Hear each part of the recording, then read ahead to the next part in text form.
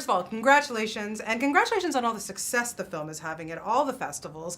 Let's just start with, well, I have to, with TIFF. What an amazing reception. It was just, it was really beautiful, and I'm so grateful with the Toronto Film Festival. It's my first film was launched there. And I was so courageous of the film festival to have my little Mexican comedy as part of a gala in 1991. And that, in a way, the Toronto Film Festival is irresponsible that I'm still working.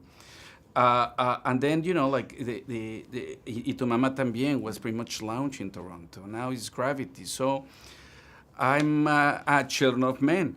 So I'm very grateful with the festival. Well, we're always happy to have you, so keep them coming. You have to promise now, right? Okay. This is unbelievable. When I saw it, I had seen it a few weeks. They had screened it pre-TIFF. Alfonso, I felt like I needed a tank of air after. I could not breathe. Have you always been interested in space? Was this something that you've always, even as a kid, was just fascinated Yeah, as with? a kid, I was, I'm from the generation who saw the man stepping on the moon for the first time. So when I was a kid, I was just following the program, and I was so fascinated by the whole thing. Obviously, I wanted to be an astronaut. Soon I learned that was not going to be the case, but and I wanted to be a director, and I said, well, one day I'll do a space film. And I ended up doing Gravity. Yeah, and your son, you worked with your son on this, who came up with the idea, who co-wrote with you. What was it like to have that relationship on that level with him?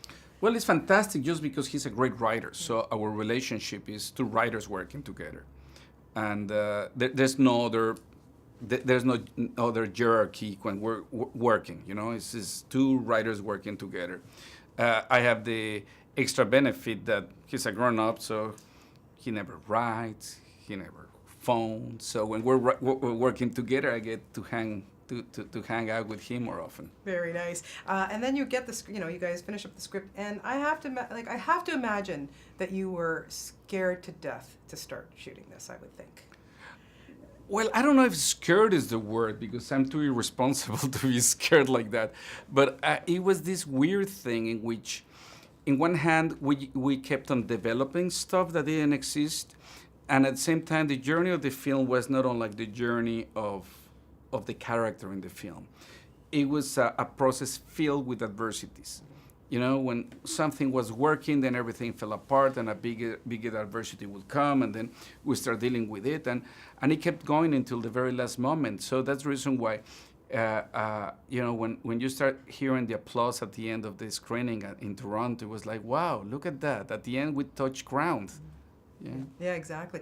As you say, it took a long time. It was a long process. Especially, let's talk about the casting, because there were other people who were involved or talked about before. But ultimately, you ended up going with George Clooney and Sandra Bullock.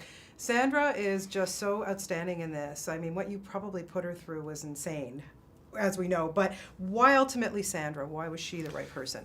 I met with Sandra, and we have a long conversation. She had read the screenplay.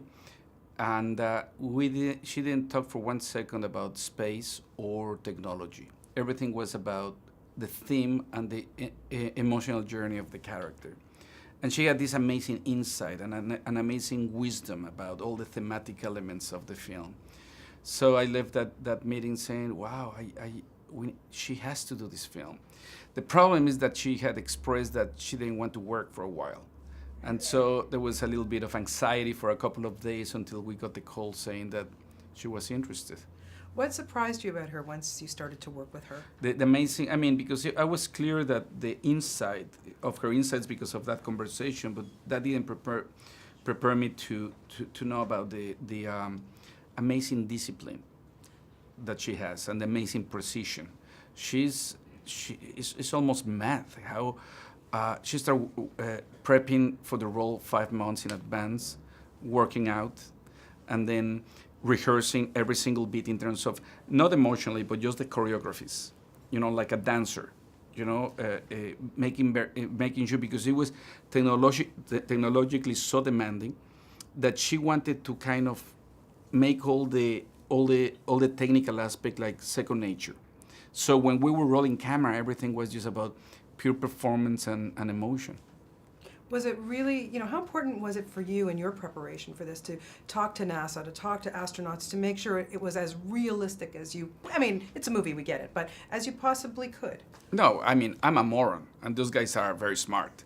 So you need people to tell you, well, nah, that wouldn't work like that. And it was really fundamental. I mean, in an early stage of the screenplay, then we modeled things because we realized that the scenario that we had proposed was very, very unrealistic. And by the way, the film is not a documentary, so we take a lot of freedoms, but we wanted to be something that at least made a little bit more of sense. What we were very rigorous was about the physics in microgravity and no resistance, meaning how the characters float in space and how that interaction with things bouncing and pulling each other. And that took a lot of work. Yeah, you put your actors through quite a bit, and you put them in these boxes, and had them, claustrophobic, the whole thing. But I have to ask you, did you try the vomit comet? Yes, I did, and it's amazing. It's really spectacular. I love it. I wanted to do. The thing is, we couldn't use it because you're constrained to the space of an airplane, and also constrained to 15 to 20 seconds in each take, and we have very long continuous takes. And we have the constant presence of the sun as an element, So the plane wouldn't give us enough space to put all the equipment and stuff. So after this, you think you'd want to go to space in real life? Hey, if Toronto sponsors me to go to space, I'll be there any second. We'll talk to Richard Branson. For sure he could set that up for you. I'm telling you, why don't we start making a pool of people that sends me to space? I'll join you on maybe that. Maybe they send me to space and they don't bring me back. Maybe No, that's the pitch. No, Send him out of space. No, we need more films from you, so that's not going to happen. Thank you so much. Congratulations on this. You've done an outstanding job. Always a pleasure to talk to you. Thank you so Alfonso. much.